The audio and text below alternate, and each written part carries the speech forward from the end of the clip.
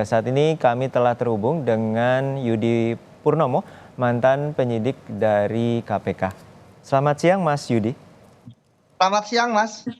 Mas Yudi, bagaimana Anda melihat proses penggeledahan kali ini dan juga sebelumnya Firly telah diperiksa oleh penyidik dari Polda Metro Jaya atas dugaan pemerasan dan Firly mengakui kebenaran dari foto bahwa ia telah bertemu dengan SYL, Syahrul Yassin Limpo pada Maret 2022. Ya, tentu hasil dari pemeriksaan Firly Bahuri kemarin ya sudah terlihat nyata pada hari ini ya bahwa penyidik melakukan penggeledahan terhadap tempat-tempat yang diduga disembunyikannya barang bukti terkait dengan kasus korupsi dugaan pemerasan terhadap Menteri Pertanian. Jadi apa yang dilakukan oleh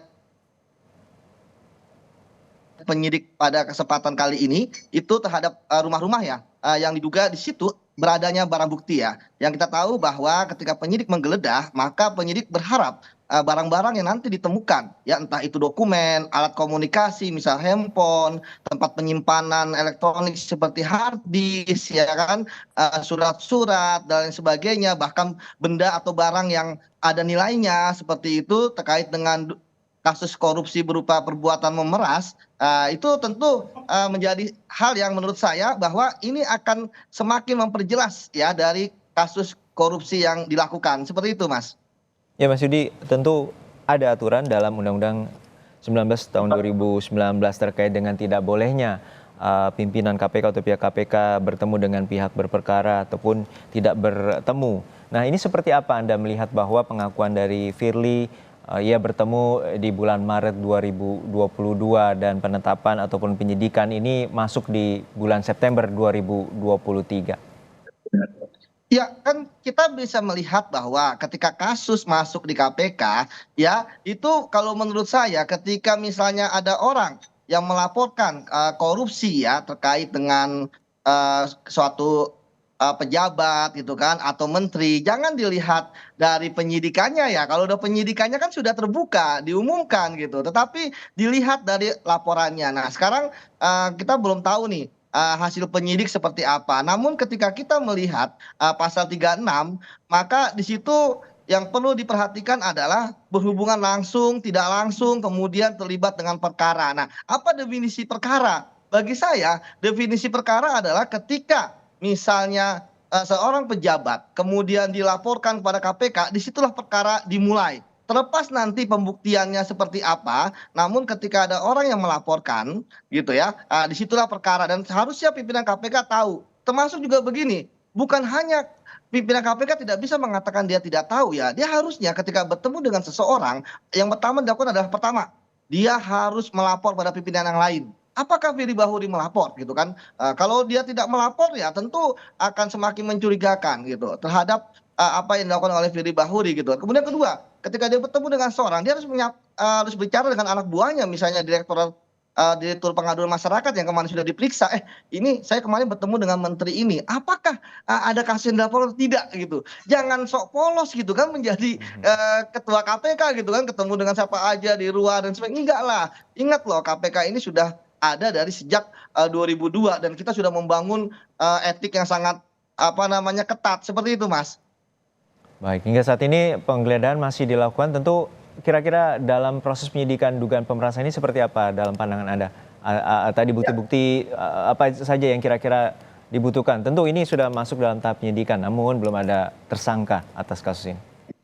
Ya, ini akan semakin mengkerucut ya, karena penggeledahan ini saya yakin ini terjadi pasca pemeriksaan dari Firly Bahuri ya. Ada keterangan-keterangan yang menurut penyidik krusial, sehingga penyidik harus segera ke rumahnya Firly Bahuri misalnya yang di sana diduga oleh penyidik ada barang bukti yang disembunyikan di sana. Ini sangat penting.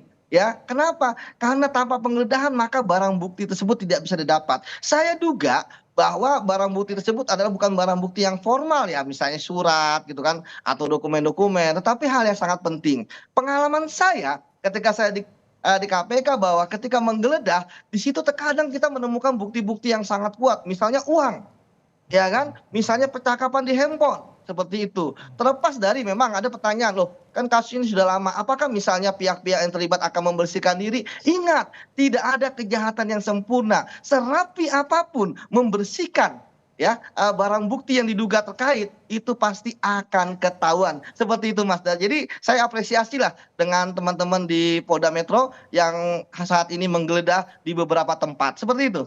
Baik, terima kasih atas waktunya.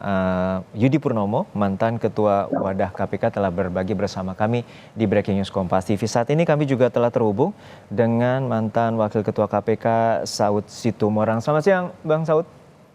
Selamat siang Indonesia, salam dari Tomohon. Salam sehat selalu, Bang Saud. Bang Saud, ini kemarin juga atau pekan lalu sempat dipanggil sebagai saksi ahli oleh penyidik dari Polda Metro Jaya. Seperti apa Anda melihat dalam kasus pemerasan mantan Mentan Syahrul Yassin Limpo yang diduga melibatkan dari Firly Bahuri?